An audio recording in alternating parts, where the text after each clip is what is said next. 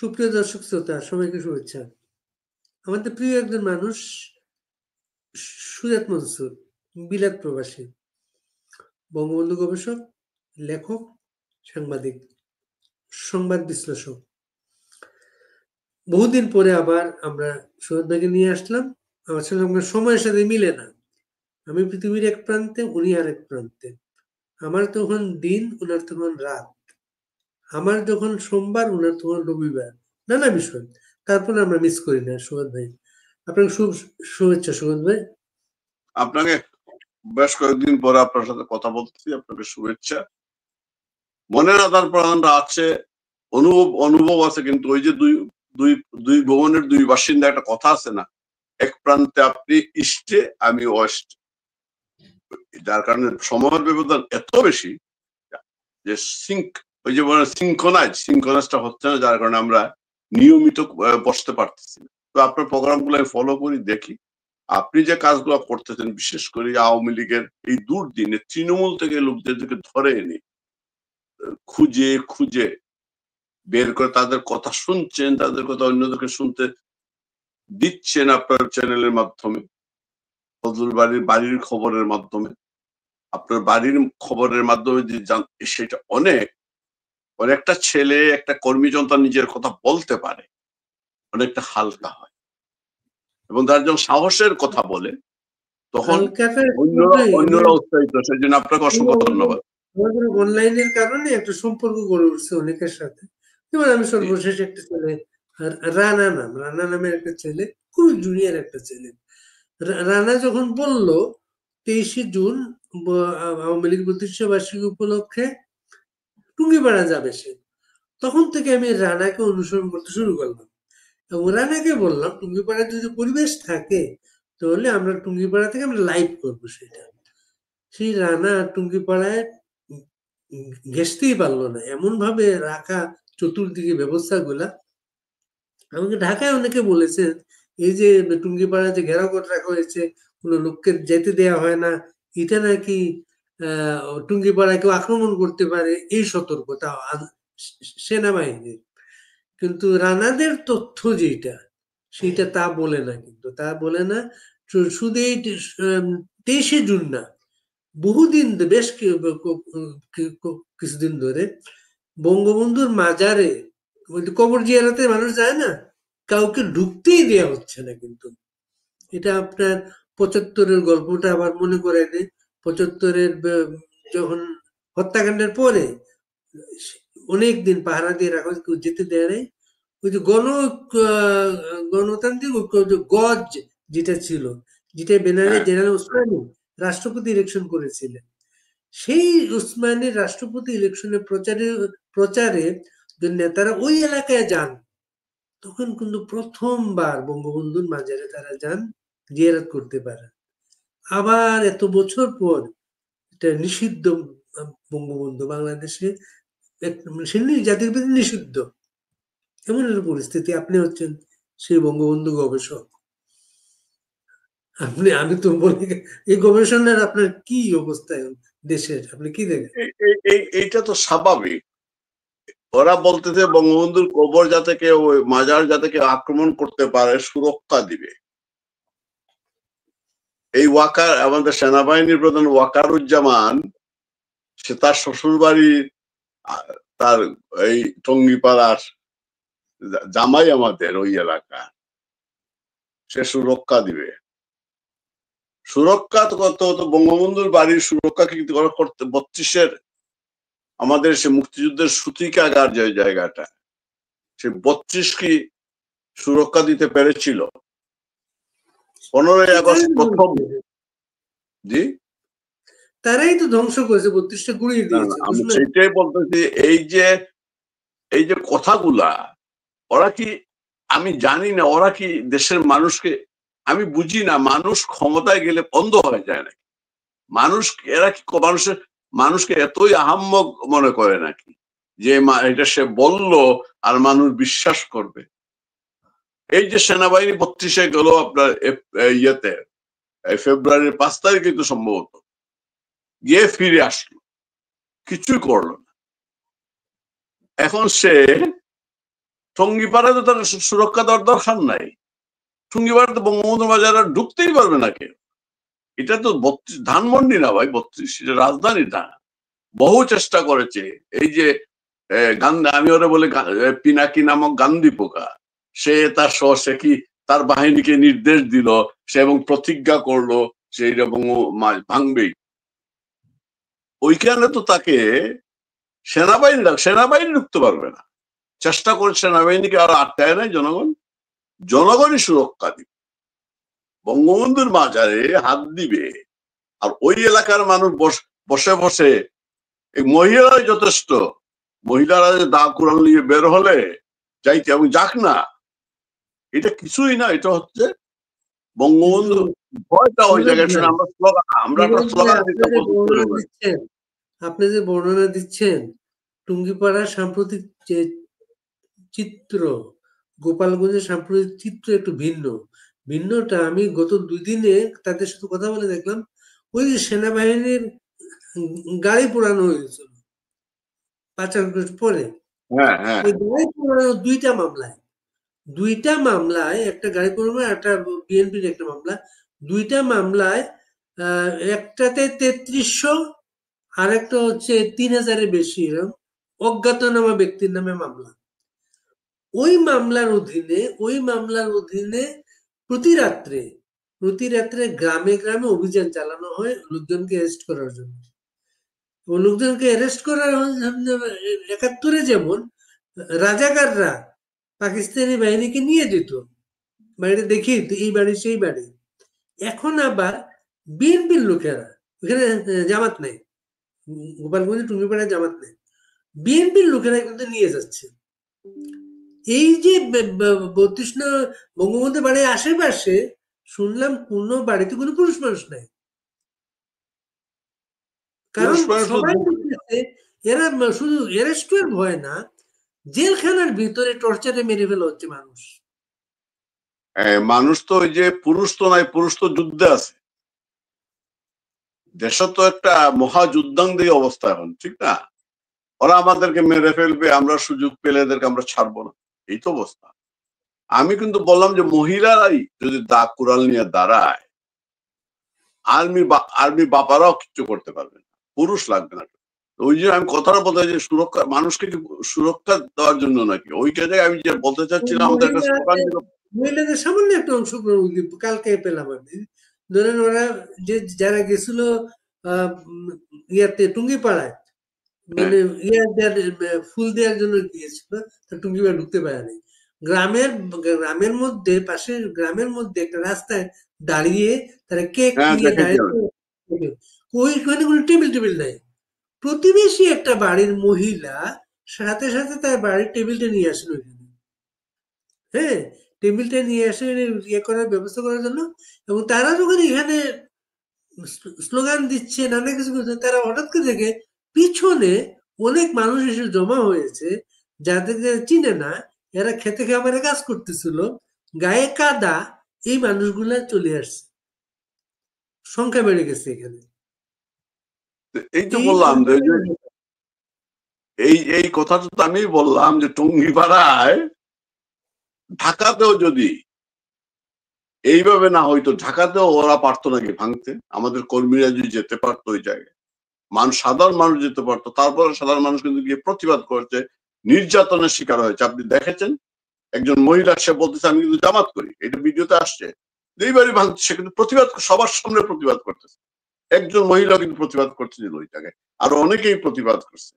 সুতরাং টঙ্গিপাড়া এটা হইলো, যাতে আমি যে কথাটা বলতে চাচ্ছি, আমাদের একটা স্লোগান ছিল, টঙ্গিপাড়ার কবর থেকে আন্দোলনের ডাক এসে, যেটা আমরা 75 পরে স্লোগানটা আমরা দিতাম, আপনিও শুনেন। টঙ্গিপাড়াটা ভয়ের কারণটা হচ্ছে, দুইটা জায়গায় ভয়ের কারণটা হচ্ছে 32 এবং টঙ্গিপাড়া। বঙ্গবন্ধু যে জায়গায় সাহিত্য আছে, সেই জায়গায় একজন মানুষ গেলে পরে তার সাহস কতটুকু বেড়ে যায়।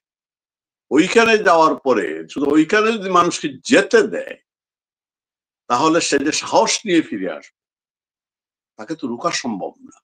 সুতরাং তাকে আটকে, এইখানে কাউকে ঢুকতে দেওয়া হবে না। এই বঙ্গবন্ধু, মৃত বঙ্গবন্ধু ওদের কাছে অনেক আতঙ্ক। আতঙ্ক না হলে এই যে বঙ্গবন্ধুর বাড়ি ভাঙ্গা, স্মৃতিসৌধ ভাঙ্গা, এগুলো ভাঙ্গা, এই যে ভাস্কর্যগুলো ভাঙ্গা, এটা তো প্রতীকী। তারপরে ওরা ভয় পায়। বঙ্গবন্ধুর নামটা শুনলেই আপনি বাংলাদেশের তো দুইটা পক্ষই পরিষ্কার হয়ে গেছে।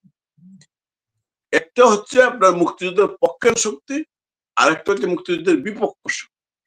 বঙ্গবন্ধুর নামটা মুক্তিযুদ্ধের বিপক্ষ শক্তি যারা, তাদের কাছে আতঙ্কের বিষয়। ব্যক্তি মুজিব লাগে না।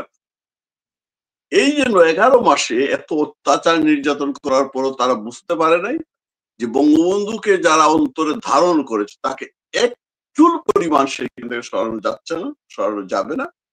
যারা বঙ্গবন্ধুকে সত্যিকারের অন্তরে ধারণ করেছে, কথাটা বলতে কিছু বাটপার হাইব্রিড যারা গত 15 বছর আওয়ামী লীগে এসেছে, তারা হয়তো যাবে, আবার যাবে, আবার আসবে, তাদের আসা যাওয়া চলবে। কিন্তু আপনি যে বঙ্গবন্ধুকে অন্তরে ধারণ করেন, আপনাকে কি তলানো সম্ভব?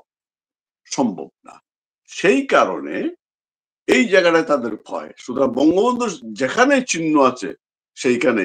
আর ওই যে বিএনপির কথা বললেন না, মুক্তিযুদ্ধের সময় জামাতিরা, কারণ জামাতিরা কেন নিয়ে যেত, বা ওই যে মুক্তিযুদ্ধ বিরোধী আলবদর আল রাজাকাররা, আলবদর আর শামসা কেন নিত? কারণ পাক বাহিনী তো রাস্তাঘাট চিনে না, ওরা নিয়ে যেত। সে বিএনপিও তো, আর ঢাকায় সেনাবাহিনী তো টঙ্গিপাড়ার অলিগলি চিনে না, বিএনপি সেইটা জানে বইলেই নিয়ে যাচ্ছে। কারণ বিএনপি এখন তাদের চান্দে কপাল, তাদের এখন পুয়া বারো। কারণ ওই যে 1-to-1 মিটিং হয়ে তাদের মধ্যে যে একটা সন্ধি হয়েছে, সে সন্ধি অনুযায়ী বিএনপি এখন আবার ক্ষমতার স্বপ্ন দেখছে। সুতরাং এবং সেই জায়গায় আমি অনেক আগের থেকে বলে আসছি, ওয়াকারের মূল উদ্দেশ্য হচ্ছে বিএনপিকে ক্ষমতায় নিয়ে আসা। এবং দুইটা মানুষ, ইউনূস এবং ওয়াকার, দুইজনই এখন সেফ এক্সিট চাচ্ছে। ইউনূস, সুতরাং বিএনপিকে তারা এনওসি দিয়ে দিয়েছে, এবং ইউনূস ওয়াকার দুজনেই এই 11 মাসে অনেক অনেক চিন্তা ভাবনা করে, অনেক চেষ্টা করে দেখেছে যে অন্যান্যদের দিয়ে সম্ভব না। কারণ বিএনপি একটি মাত্র দল যার গ্রাসরুটে তার সংগঠন আছে, এটা তো বাস্তবতা। তো সারা দেশে যদি আওয়ামী লীগকে তাদের ভাষায় যদি নিশ্চিহ্ন করতে হয়, আওয়ামী লীগ কর্মীদের মধ্যে যদি ভীতি সংস্থার করতে হয়, যদি মব সারা দেশে মবটাকে ছড়িয়ে দিতে হয়, মব ভায়োলেন্স, একমাত্র বিএনপি। কারণ তাদের এনসিপি জনগণ দ্বারা প্রখ্যাত কয়েকদিন আগে, এবং বিএনপিও সেই পর্যায়ে চলে যাচ্ছে। এক মহিলাকে জিজ্ঞাসা করতেছে, বিএনপি যদি ক্ষমতায় আসা, আপনি কাকে ভোট দিবেন? সে মহিলা বলতেছে, বিএনপি তো ক্ষমতায় আসার আগেই মানুষরা বিএনপির পতন চাচ্ছে। বিএনপি সম্পর্কে কিছু বলেন। বিএনপি ক্ষমতায় আসার আগেই মানুষ বিএনপির পতন চাচ্ছে। এই মহিলা, সাধারণ যে মহিলা বলতেছে, তার এটার অর্থ কিন্তু অনেক বড় জিনিস। বিএনপি ক্ষমতায় আসার আগেই মানুষ বিএনপির পতন চাচ্ছে, তার মানে কি? সুতরাং বিএনপি এখন আর যে জনগণের উপর ভর করে ক্ষমতা আসার যে স্বপ্ন দেখেছিল, সেইটা তারা বুঝতে পেরেছে সম্ভব না। তাকে আবার তার পুরনো কায়দায় ক্ষমতা আসতে হবে। বিএনপির ক্ষমতায় আসাটা, সুরত ভাই, সারা দেশে যত খবর আসছে এখন কিন্তু সব জায়গায় টর্চার। আওয়ামী লীগের নেতা কর্মীরা বাড়িতে গিয়েছে, খবর পেয়েছে, শুনলেই টর্চারটা বিএনপির মাধ্যমে হচ্ছে। এবং আপনি এটা হাতুড়ির ঘটনা আপনি খেয়াল করেছেন? আমি বললাম যে হাতুড়ি একটা, এই যে আমি বললাম আপনাকে, আপনি হয়তো দেখেছেন, আমি ভিডিওটা দেখে আমি আমার জীবনে যা হয় না তাই হয়েছে, আমি হাও হাও করে কান্না, আমি মানে আমার কান্নাটা আমি আটকে রাখতে পারি। তার অপরাধটা কি? সে একটা রাজনৈতিক দর্শন বিশ্বাস করে। এই যে গণতন্ত্রের কথা বলে, এই যে মত প্রকাশের স্বাধীনতার কথা বলে, একটা ছেলে সে যুবলীগ করত, সে প্রাণের ভয়ে পালিয়েছিল, বাড়িতে এসেছে তার মৃত পায় সম্ভবত মা বা বোন বা জনকে দেখার জন্য, তাকে ধরে এই বারান্দার এই ইয়ের মধ্যে বেঁধে যেভাবে হাতুড়ি দিয়ে পিটাচ্ছিল আর চিৎকার করছিল, সেটা যদি মেরে ফেলতো এক জিনিস, একবারে মেরে ফেলা এক জিনিস। এই যেমন আপনার মাগুরাতে একটা আওয়ামী লীগ করার অপরাধ একটা সাধারণ মানুষ আওয়ামী লীগ সমর্থন করে, তাকে এই বিএনপির মব সন্ত্রাসীরা জীবন্ত কবর দিয়েছে। বুঝলাম জীবন্ত কবর দিয়েছে, এটা তার অন্তর্ভুক্ত তার যন্ত্রণার দ্বার হয়নি, কিন্তু এই ছেলেটা চিৎকার করতেছে, তাকে হাতুড়ি দিয়ে পিটে।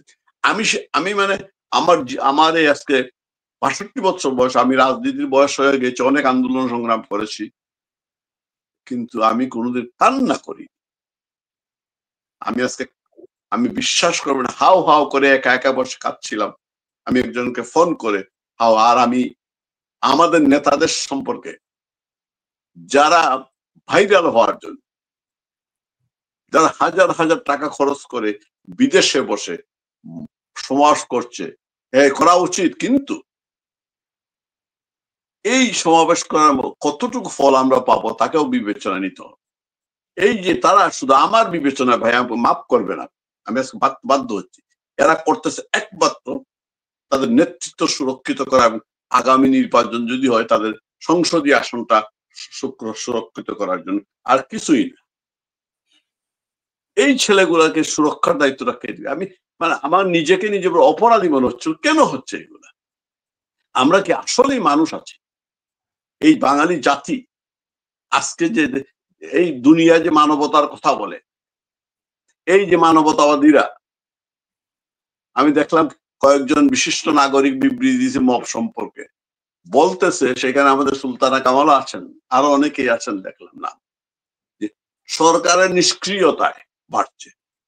নিষ্ক্রিয়তা তার মানে এটাকে সরকারের নিষ্কৃত মানে কি? সরকার এটা তো ভাই সরকারের সহায়তা হচ্ছে, সক্রিয়তায় হচ্ছে, টোটালি সরকার করাচ্ছে এগুলো, এবং আইন শৃঙ্খলা বাহিনীর পৃষ্ঠপোষকতায়, সেনাবাহিনী এই ওয়াকারুজ্জামান যে কয়দিন বলে যে মব করতে দেওয়া হবে না, এই যে মব গুলা হচ্ছে, এই যে নুরুল হুদা, এই আমাদের একজন সম্মানিত ব্যক্তি, সিনিয়র সিটিজেন, তার একজন মুক্তিযোদ্ধা, তার অপরাধ আর কোন এই যে হাবিবুল আওয়ালকে তো কোনো ধরনের মব করা হয়নি, নুরুল হুদাকে কেন করা হয়েছে? উনি মুক্তিযোদ্ধা বলেই করা হয়েছে। এই যে ওয়াকার বলে, এই যে সেনা বিবৃতি দেয়, এগুলার অর্থ হচ্ছে আমরা বলবো তোমরা করে যাও। বিএনপির সাথে তাদের একটা চুক্তি হয়ে গেছে। ইউনূস প্রথম মনে করেছিল এনসিপির কিংস পার্টি করে রাজনীতি সম্পর্কে, এই দেশ সম্পর্কে ধারণা তো নেই, কারণ এই দেশে সে কয়দিন ছিল ইউনূস, শুধু তার ব্যবসা ছাড়া। সে মনে করেছিল এই দেশের জনগণ বোধহয় বোকার হদ্দ, যা গিলাবে তাই গিলবে। এনসিপি করেছিল, মনে করেছিল ওই জুলাই, তথাকথিত জুলাই আন্দোলন কে কেন্দ্র করে মানুষের মধ্যে বিশাল একটা জনপ্রিয়তা সৃষ্টি হয়ে গিয়েছে।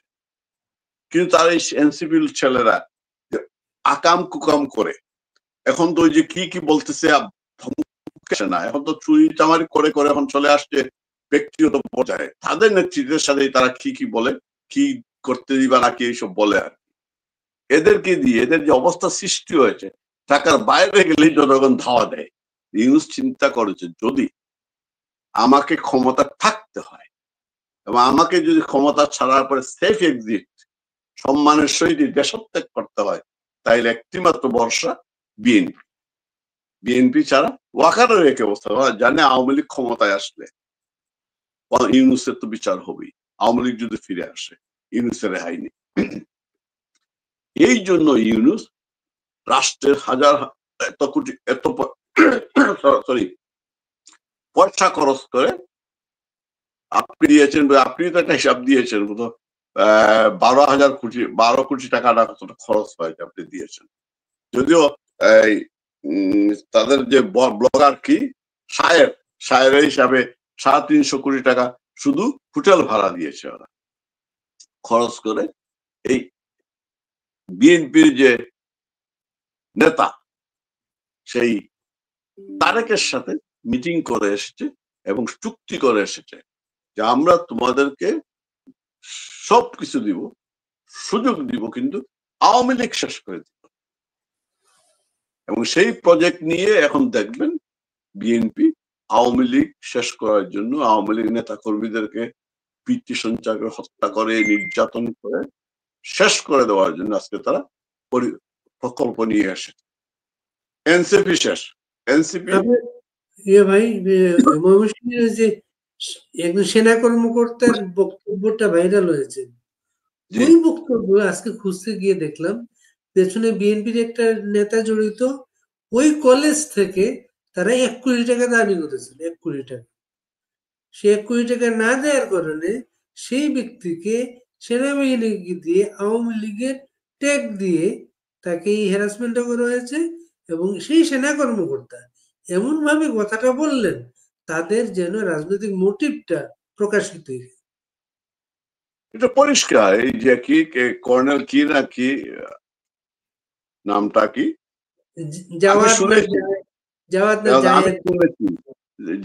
একটা সেনা কর্মকর্তা যাকে দেওয়া হয়েছে দেশে শান্তি শৃঙ্খলা বজায় রাখার জন্য নামে, সেই এবার তার তো অধিকার নেই ওনাকে গ্রেপ্তার করা, পুলিশ করবে। মানে সব জায়গায় বিএনপির লোকেরা এই যে লুটপাট করতেছে, এই যে বললাম না মহিলা, ওই যে আবার মহিলার কথাটা আসতে হয়, বিএনপির ক্ষমতা যে তার পতন চাচ্ছে। আমি গ্যারান্টি দিলাম, সুষ্ঠু নির্বাচন যদি হয়, নিরপেক্ষ নির্বাচন যদি হয়, যদিও ইউনিসের নির্বাচন সুষ্ঠু এবং নিরপেক্ষ হওয়ার কোনো সুযোগই নেই, যদি হয় এবং তা যদি অন্তর্ভুক্তিমূলক অংশগ্রহণমূলক নির্বাচন হয়, আমার মনে হয় না বিএনপি সেকেন্ড পজিশন সিকিউর করতে পারে। আমার মনে হয় জামাতেরও পিছনে থাকবে। কারণটা হচ্ছে, আমি আপনাকে বলি, জামাত যা করতেছে তার পরিকল্পনা যে সে কিন্তু টাকা পয়সা কামাইতেছে। জামাতের নেতারা আপনার জমি দখল করতেছে না, চাঁদাবাজি করতেছে, করলে সব চলে যাচ্ছে বিএনপির নামে। মব করে এই যে আদালতে যে মবটা হয়, এখানে তো বিএনপি জামাত দুইটাই আছে, ট্যাগ যায় কিন্তু বিএনপির কথা বুঝতে পারছে। সুতরাং বিএনপি এই জন্যই বিএনপি জানে বিএনপি তার জনপ্রিয়তা কতটুকু, সে জিতে আসতে পারবে না। যদিও অনেকে মনে করতেছেন পণ্ডিত ব্যক্তিরা বিএনপি ইলেকশন করলেই জিতবে।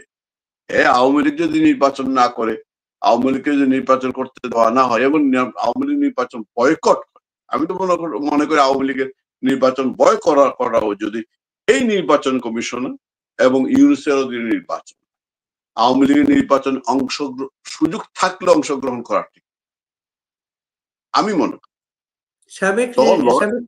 সাবেক স্বরাষ্ট্রমন্ত্রী আসাদুজ্জামান কামাল আজকে এই কথাটা আমাদের বলেছেন, দেশে যেমন অবস্থা এই মুহূর্তে আওয়ামী লীগের নির্বাচনে যাওয়া হবে আত্মহত্যার সামিল। অবশ্যই আওয়ামী লীগকে ওরা নির্বাচনে আনতে চাইবে, যতই বলুক না কেন। ইউনুসের কথা বুঝবেন আপনি, কিন্তু সে বলছে দল কিন্তু নিষিদ্ধ না। ওই দিন বিবিসি সাক্ষাৎকারে সিদ্ধান্ত হবে নির্বাচন কমিশন। নির্বাচন কমিশন শুধু বাতিল করে নাই, স্থগিত।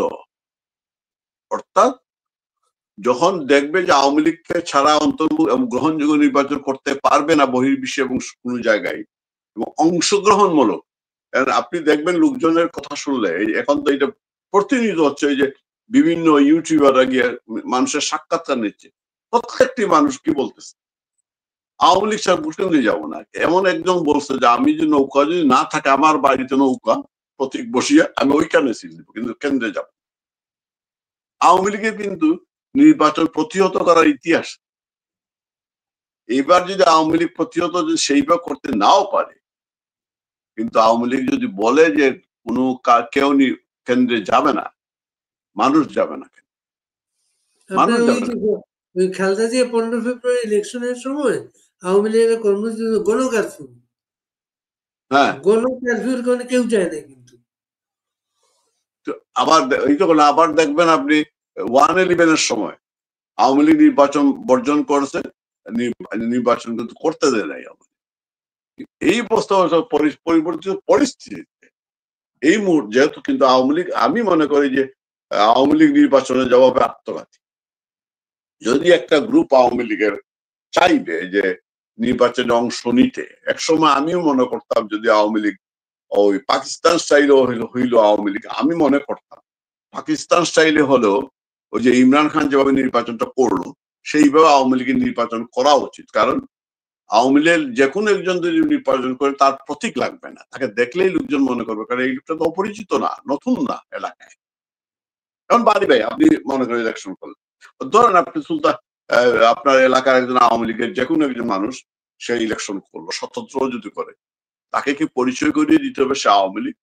আমি একসময় মনে করতাম, কিন্তু এই মুহূর্তে মনে করি কোন অবস্থায় ইউনিসের অধীনে নির্বাচনে যাওয়া যাবে না, যাওয়াটা ঠিক হবে না। গেলে নির্বাচনটা অন্তর্ভুক্তিমূলক অংশগ্রহণমূলক বলে চালিয়ে ওই আবার ওই যে মিডিয়া কু হবে। বিএনপি ওদের মধ্যে একটা আসন ভাগাভাগি। আজকে প্রধান নির্বাচন কমিশনার প্রধান উপদেষ্টার সাথে আজকে দেখা করেছেন, সৌজন্য সাক্ষাৎ। নিশ্চয় একটা মেসেজ নিয়ে আসছেন কিভাবে কি করতে হবে, কারণ উনি তারেক রহমানের সাথে বৈঠক করে গেছেন, এনসিপি কে কি করতে হবে নিশ্চয় মেসেজ নিয়ে যাবেন আজকে উনি। এনসিপি কে দিয়ে দিবে, দিয়ে দেবে, অনুমোদন দিয়ে দেবে। হয়তো প্রতীকটা সাপলা নাও দিতে পারে বিরোধ প্রতিক্রিয়ার জন্য। এখন আর এনসিপি কিন্তু সরকারের মেইন ফোর্স না। এখন সরকার ইউনুস ভালো করে, ইউনুস এমন এক ব্যক্তি, তার স্বার্থে সে যে কোনো জনকে সে তালাক দিয়ে দেবে। তার এই যে বললাম না, ওয়াকার এবং ইউনুসের এখন হচ্ছে সেফ এক্সিট।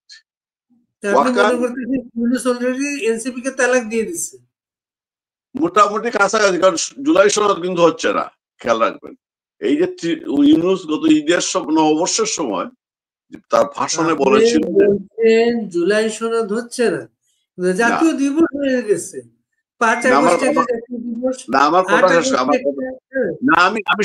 আমি কথা বলতেছি, এটা ঘুরাই আনতেছে যে ইউনুস বলেছিল যে জুলাই সনদ ঘোষিত হবে 30 দিনের কর্মসূচিতে। দেখবেন জুলাই সনদের দিবস বলতে কিছু, হ্যাঁ দিবস করে ফেলছে, 30 দিনের কর্মসূচি করতেছে। আমি এই জায়গায় আমি কেন বললাম, আমার ধারণা হচ্ছে, এবং দেখবেন আপনি ইয়েতে ফিরে আসছে, এনসিসি না করতে চাইছিল না, সেটা কিন্তু করতেছে না। মূলনীতির প্রশ্ন মাঝামাঝি থাকার চেষ্টা করতেছে। আলী রিয়াজরা যেভাবে সংবিধানটা করতে চাইছিল সেইভাবে কিন্তু বিএনপি করতে দিচ্ছে না। বিএনপি বলে দিয়েছে প্রধানমন্ত্রীর মেয়াদ আমরা 10 বছর মেনে নেব তখন যখন এনসিসি থাকবে না, এনসিসিটা বাতিল করে এই প্রস্তাবটা বাস্তবায়ন করা যাবে না। এখন মাঝামাঝি কালকে যেটা জুনায়েদ এই যে সাগি বললো, জুনায়েদ সাগি যে কথাগুলো বললো, বুঝছেন, জুনায়েদ সাগি যে তারা মাঝামাঝি কিছু কথা বলতেছে, যে সাম্য। সাগি যে শব্দটা বলছেন, সাগিটা বাংলাদেশ মানুষ বুঝবে, সিলেটি মানুষ বুঝবে, সাগর। যাই হোক, জুনায়েদ যে সে মহাপণ্ডিত, মহাপণ্ডিত ভোট পাবে না 500, মহাপণ্ডিত, বুঝছেন। এরা এখন মনে করতেছে যে এই যে বাকিগুলো ছাগল সম্পর্কে যে আসলাম, দুনিয়ার ছাগল, এদের সম্পর্কে যে আসলাম, এরা কোন রকমে কারোর সাথে ইয়ে করে ঝুট করে একটা আসনও যদি পায়, সেই জন্য তারা চেষ্টা করছে। বিএনপির কাছে একটা আসন চাইতেই পারে, কারণ জামাতও তো যেতে পারবে না, কারণ একটি মাত্র কারণ, জামাত যুদ্ধ ওই মুক্তিযুদ্ধের ভূমিকার কারণে জামাত যেতে চাইবে না। এই কারণে যে আমি বললাম না, দেখবেন কিন্তু কিছুটা গভর্নমেন্ট সরে আসছে, যেটা এনসিপি অসন্তুষ্ট। কারণ এনসিপি যেভাবে মনে করেছিল সেইভাবে কিন্তু হচ্ছে না, তারা যেভাবে চাইছিল সেভাবে কিন্তু হচ্ছে না। দেখবেন তাদের কথাবার্তার মধ্যে একটা, এবং তারা ইয়ে আছে, জামাতের কথাবার্তার মধ্যে একটা কিছুটা হলো, মানে জামাত যেভাবে চাইতেছে সেইভাবে হচ্ছে না। সরকার আসলে ইউনুস এক ভাইয়ের পরিষ্কার কথা। আমি আবার ইউনুস, তুমি থাকলে আমাকে যে রক্ষা করবে, আমাকে যে বাঁচাবে, তার সাথেই আমি আছি। আর সে চায় আসলে সেফ এক্সিট, আর কিছুই না। আর আপনি লন্ডনে বসে, বিলাতে বসে কোনো টের পাচ্ছেন কবে নাগাদ তারেক রহমান যাচ্ছেন বাংলাদেশে? তারেক রহমান এখন যাবে না। তারেক রহমান যাবে নির্বাচনের তারিখ ঘোষিত হলে, সবকিছু হলে পরে নির্বাচনের আগে আগে যাবে। দুটি কারণ, একসময় এখনো কিন্তু বিএনপির শঙ্কা আছে, তারা একটা জিনিস এখন আবার প্রচার করতে চাইতেছে যে তারেক রহমানের নাকি প্রাণ সংহারের একটা আশঙ্কা তারা করতে, তারেক রহমান দেশে গেলে প্রাণ সংহার, তারেক রহমান মেরে ফেলা হইতে পারে। তারা বিভিন্ন উদাহরণ দিচ্ছে উপমহাদেশের, যেমন বেনজির ভুট্টোর কথা বলতেছে, বিভিন্নভাবে বলতেছে। আরেকটা বিষয় হচ্ছে এখনো আপনার ফাইনালি তো এর সাথে ডিভোর্সটা হয় না এনসিপি আর জামাতের সাথে ইউনুসের, সুতরাং ওইটা ফাইনাল না হওয়া পর্যন্ত তো তারেকের সাথে তার এঙ্গেজমেন্টটা হচ্ছে না পুরোপুরি। শুধু কথাবার্তা হয়েছে, আংটি বদল হয়েছে, বুঝছেন? আংটি বদল হয়েছে কিনা আমি সন্দেহ, এঙ্গেজমেন্ট হয়ে যায়, কথাবার্তা হয়েছে, বাকিটা এখনো বাকি আছে। ওইটা ফাইনাল এলে পরে সে আসবে। 1, 2, 3 নম্বর হচ্ছে সে নির্বাচনে আগে আগে আসবে, এই কারণে আগে যদি চলে আসে বেশি আগে, তাহলে তার যে কারিজমাটিক মানুষ মনে করতেছে যে কারিজমা আসলেই পরে একটা বিশাল কিছু হয়ে যাবে, সেইটা যদি সে একটু আগে চলে আসে, যত দিন যাবে তার এটা কিন্তু আস্তে কমতে থাকবে। তারা একটা টেস্ট মেস খেলেছে, এই যে তার ওয়াইফকে পাঠিয়েছিল, লোকজন গ্রহণ করে নাই, বিবেক তার দলও গ্রহণ করে নাই। এই জুবাইদা রহমানের পোস্টার নিয়ে আরিফ এবং ইয়ার মধ্যে বোধহয় কয়েসলুদ্দির মধ্যে বাকবিতণ্ডা হয়ে গেছে প্রকাশ্যে। ওই পোস্টার দিছিল জুবাইদা রহমানের কারা কারা, এটা নিয়ে আরিফ মনে কোনো হয়েছে যদি বলতে পারে না, সবকিছু মিলাইয়া জুবাইদা রহমান আইসা কিন্তু ফিরে গেছে। মানে সিলেটে এক বলতেছে না, সিলেট এক সদরে সিলেট, কিন্তু তারা ওরা জুবাইদা রহমান আসছিল, ওরা মনে করছিল, অনেকেই মনে করছিল সেইটা বিএনপির হালটা ধরে, কিন্তু এটা কেউ পাবলিক নিবে না ভাই, পাবলিক নিবে না। কারণ আপনি এই 11 মাসে মানুষ যা দেখেছে বিএনপির চরিত্র, ওই যে বলেন বিএনপি মহিলার, আবার হাসি পাচ্ছিল মহিলার কথা শুনে, যে বিএনপি ক্ষমতায় আসার আগেই মানুষ পতন চাচ্ছে, যে চিত্রটা দেখে যে লুটপাটের চিত্র, এই যে মব করতেছে, মনে করেন যে ছেলেটাকে মারলো, যারা বাংলাদেশ যারা এই ভিডিওটা দেখবে, যদি সামান্যতম বিবেক থাকে, সেই লোকটা কি বিএনপিকে সমর্থন করবে? যে লোকগুলা এই নুরুল হুদাকে অপমান করলো, বিএনপির লোকজন জুতা, যারা এই ভিডিওটা, একটা সুস্থ মানুষ, মানসিকতা সম্পন্ন একটা মানুষ কি বিএনপিকে সমর্থন করবে? এই ঘটনাকে কেন্দ্র করে 3 জনকে আটক করা হলো, আবার ছেড়ে দেওয়া হলো, জামিন দেওয়া হলো। এই জামিন দিয়ে বিএনপির আরো ক্ষতি করা হলো। ওই তো বললাম যে কাজগুলো হইতেছে, ওরা মনে করে তাদের পক্ষে, ওরা তো কারণ ওরা ওই যে বলে ক্ষমতায় যাওয়ার পরে মানুষের জনগণের কথা শুনে না।